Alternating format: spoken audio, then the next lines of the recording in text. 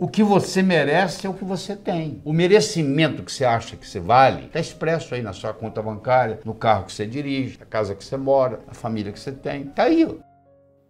Neste vídeo, o canal Mentes Brilhantes trará para vocês lições de Laí Ribeiro que mudaram a minha vida. Conhecimento sem ação é apenas informação. O grande Sir Francis Bacon, ele dizia o seguinte: conhecimento é poder. Eu não concordo com ele. Eu acho que conhecimento é poder em potencial. O conhecimento só passa a ter poder quando ele passa do campo do pensar para o campo do agir. Você deve conhecer gente intelectual que está no botequim filosofando e que o cunhado tem que prestar o dinheiro para pagar o aluguel. Mas ele está lá filosofando no botequim. Ele tem a parte intelectual, mas ele não transformou isso em ação. Só acontece coisa no mundo quando algo acontece, algo se move. É muito bonito você ter uma intelectualidade, mas se a intelectualidade é só intelectualidade, na minha opinião, é masturbação mental. Então o que eu tenho que fazer é o seguinte: eu penso qual é o meu próximo passo, o que eu vou fazer. Enquanto não entrar o verbo fazer na jogada, é conversa fiada. Então a pessoa tem que aprender a ter ação, e a maioria, infelizmente, não tem. Você nunca para de aprender. Olha o que o Alvin Toffler dizia já mais ou menos há uns 20 anos atrás. Os analfabetos do século XXI não serão aqueles que não sabem ler e nem escrever, mas aqueles que não sabem aprender, desaprender e reaprender. Isso é um problema muito sério na área do conhecimento. O indivíduo faz um curso superior, pega ideias, congela essas ideias na cabeça, e como a dinâmica é muito grande, nós temos hoje, só na área de saúde, mais de 20 milhões de trabalhos científicos publicados, e publicam-se em torno, desse ano vai se publicar mais de 500 mil trabalhos científicos na área da saúde. Você imagine que mesmo que eu estude 24 horas por dia, ninguém teria de condição de ler isso numa vida, isso apenas por ano. Mas você vai conversar com o pessoal, principalmente da área da saúde, que é a minha área. Eles estão com conhecimentos congelados da época da faculdade ainda. Reavalie seus paradigmas. Você imagina um peixe que nunca saiu da água.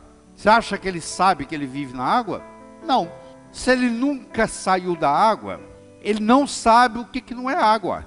Para ele saber que ele vive na água, ele tem que ter a consciência, a experiência de viver fora d'água. Essa analogia eu quero fazer para você com paradigma. E o paradigma é muito simples.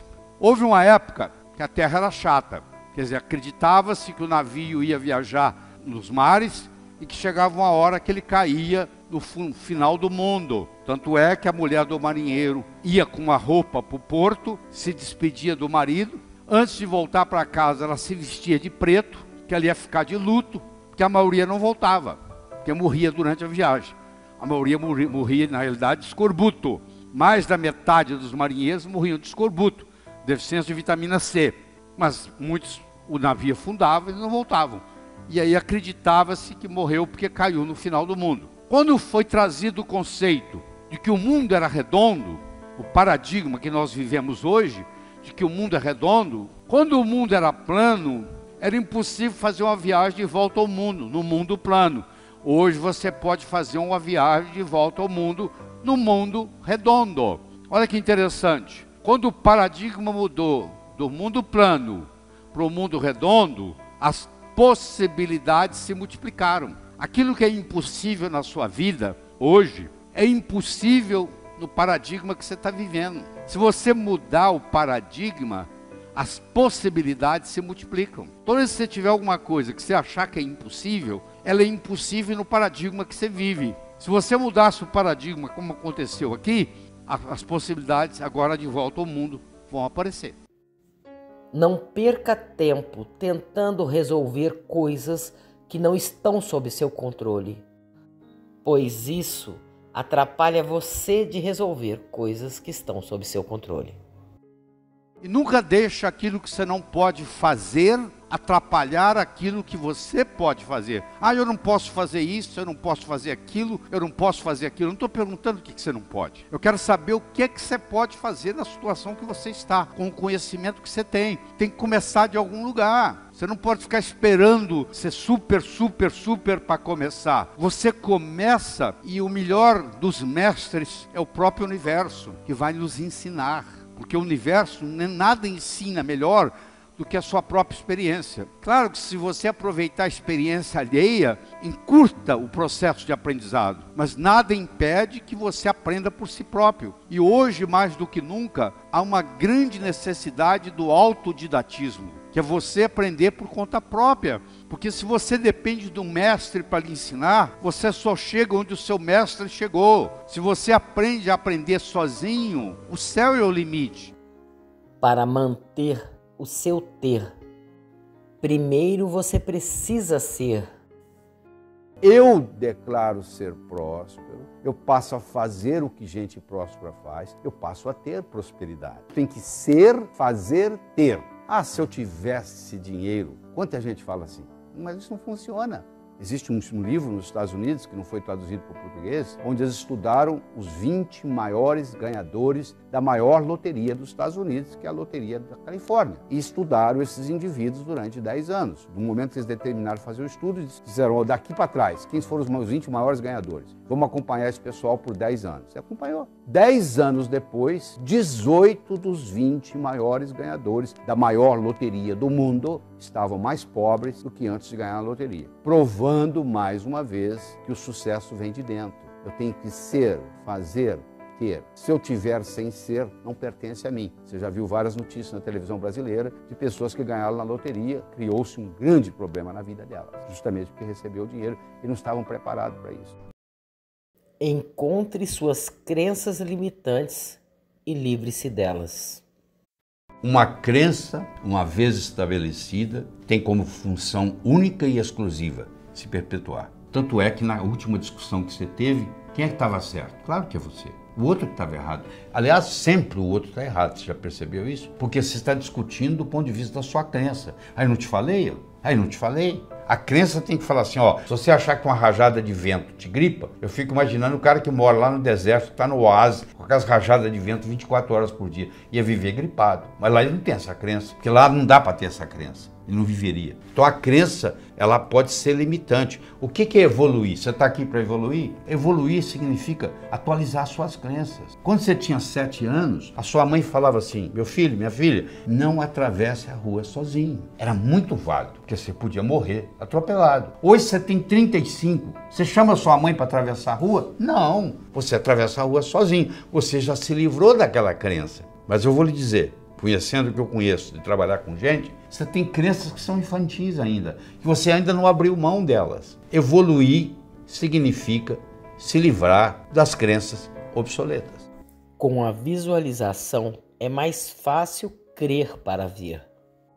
O Einstein dizia, numa briga entre imaginação e conhecimento, a imaginação sempre ganha. O que é imaginar? É visualizar. É o chamado crer para ver. Se o John Kennedy não acreditasse que em uma década ele poderia colocar o homem na Lua, o homem não teria pisado na Lua. Se você for esperar alguém pisar na Lua para você acreditar que é possível pisar na Lua, não vai ser você que vai chegar lá. Então, se você está esperando acontecer, é outra pessoa que vai realizar. Então, você tem que passar a crer para ver. Quando eu me mudei para os Estados Unidos, a minha crença era de que em pelo menos 2 anos eu ia começar a dar aula para americanos. 8 meses que eu estava lá, eu fiz a minha primeira apresentação em Washington, D.C., para mais de 400 cardiologistas. E eu acreditava naquilo, eu estava trabalhando para aquilo. E não levaram 2 anos. Em 8 meses eu estava fazendo isso. Agora, se eu falasse assim, eu não acredito que isso vai acontecer, isso nunca teria acontecido. Você entendeu? Então, essa história de crer para ver parece um jogo de palavras, mas não é não. Você que está investindo, o que você está segurando? Você fala, não acredito, isso é impossível. Impossível alguma coisa que ninguém faz, até que alguém faça. Anote seus objetivos e coloque datas para alcançá-los. Fizeram um trabalho em Harvard em 1953. Eles pegaram todos os formandos da Universidade de Harvard e perguntaram para eles assim, o que você vai fazer nos próximos 6 meses, próximo ano, próximos 5 anos, próximos 10 anos, próximos 15 anos, próximos 20 anos. A grande maioria, como acontece aqui no Brasil, não tinha nada por escrito. Não tinha nada, não tinha. Não sei, eu vou ver o que vai acontecer. Eu vou deixar a vida me levar. Né? Mas 3% daqueles estudantes, eles tinham por escrito o que eles iam fazer com 6 meses, com 1 ano, com 5, com 10, com 15, com 20 anos de formado. Em 1973, eles pegaram aqueles que ainda estavam vivos e fizeram uma avaliação. Então, aquele grupo que tinha por escrito era 3%. Valia mais do que os 97% junto em todos os aspectos. Então eles viram se a inteligência era diferente? Não. O background familiar era diferente? Não. Tudo era igual. As notas que tiravam na escola, a única diferença que fazia diferença é que eles tinham por escrito. Por isso que uma empresa multinacional, ela pega os objetivos do ano que vem e coloca até setembro por escrito. Tem que estar ali no papel. Aquilo tem que ser recordado com frequência.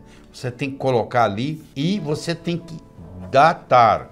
Como é que você transforma um sonho em uma meta? Você coloca uma data. Tudo aquilo que você colocou na categoria de algum dia não vai acontecer. O cérebro fala, tá bom, o dia que algum dia chegar, você vai no calendário, onde é que está algum dia? Não está lá. Não tem no calendário, não existe. Então você tem que colocar uma data. Eu vou emagrecer tantos quilos até a data tal. Eu não estou garantindo que você vai emagrecer. Eu estou te dizendo que a chance de você emagrecer aumentou 20 vezes. Porque ela deixou de ser um sonho e passou a ser uma meta.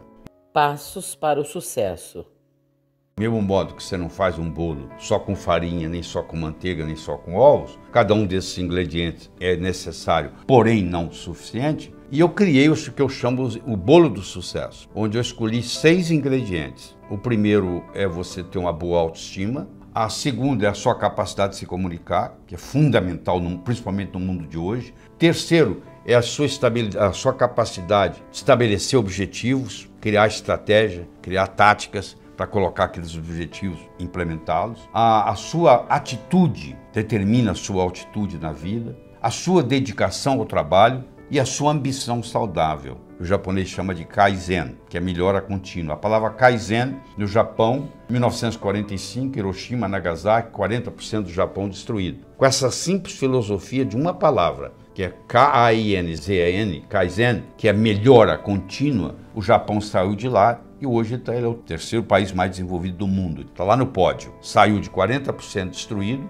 é um arquipélago com mais de 3 mil ilhas, não é um continente, mas, no entanto, com a filosofia Kaizen, que é melhora contínua, que eu recomendo você adotar isso, eu adotei isso na minha vida. Hoje é melhor do que ontem, amanhã é melhor do que hoje. E aí você junta esses 6 ingredientes com a pitadinha do que eu chamo a diferença entre o profissional e o amador. O que difere o profissional do amador? Paciência e persistência. Porque o amador, se não der certo, ele chuta o pau da barraca. O profissional sabe que o amanhecer só vem depois da noite ter passado. Que Roma não foi construída em um dia. Então tem que ser de grão em grão a galinha enche o papo. Então tem que ser aos pouquinhos para chegar lá. Então eu coloco esses 6 ingredientes com paciência e persistência e o resultado só pode ser um: obter aquilo que você quer. O sucesso duradouro não é fruto do acaso, e sim o resultado dos seus esforços. Quando foi desenvolvida a teoria do caos no Instituto de Tecnologia de Massachusetts, no MIT, quem estava lá, o Lawrence, ele se referiu do seguinte modo: o bater de asas de uma borboleta no Rio de Janeiro, ele usou essa terminologia, o bater de asas de uma borboleta no Rio de Janeiro pode causar uma tempestade em Boston. E ele era um meteorologista, desenvolvendo a teoria do caos. Um bater de asas de uma borboleta no Rio de Janeiro pode causar uma tempestade em Boston. Uma pequena coisa que você faz num sistema complexo pode pegar proporções absurdas, tanto para o lado bom quanto para o lado ruim. E nós vivemos num mundo que se caracteriza por 3 palavras: complexidade, velocidade e incerteza. O ideal é você ser seu próprio patrão. Mas enquanto isso não acontece, trabalhe como se fosse. O ideal mesmo é você chegar um dia e trabalhar para você. Aliás, você sempre trabalha para você, porque a empresa pode te dar a mesa, pode te dar o telefone, pode te dar o salário no final do mês, mas quando você melhora, você está melhorando. O dia que você sair da empresa, você vai levar essa melhora com você. O Napoleon Hill estudando os milionários, ele chegou à conclusão que 85% dos milionários, antes de serem milionários, eles trabalhavam para alguém. Só que eles trabalhavam com a seguinte atitude: eles trabalhavam como se a empresa fosse deles, eles faziam render como se fosse deles, eles gastavam como se fosse deles, eles administravam a empresa como se fosse deles. O dia que eles abriram a deles, eles sabiam o que é ser dono de empresa. O que a maioria dos funcionários faz? Eu sou apenas um empregado aqui, eu não vou me esforçar. O dia que eu tiver a minha, aí sim. Só que perdeu a oportunidade nesse período de aprender a ser dono de empresa. Então, você está sempre trabalhando para você. Se você gostou do vídeo, curta, comente e compartilhe. Se você não for inscrito, inscreva-se. Obrigado por assistir até aqui. Até o próximo vídeo.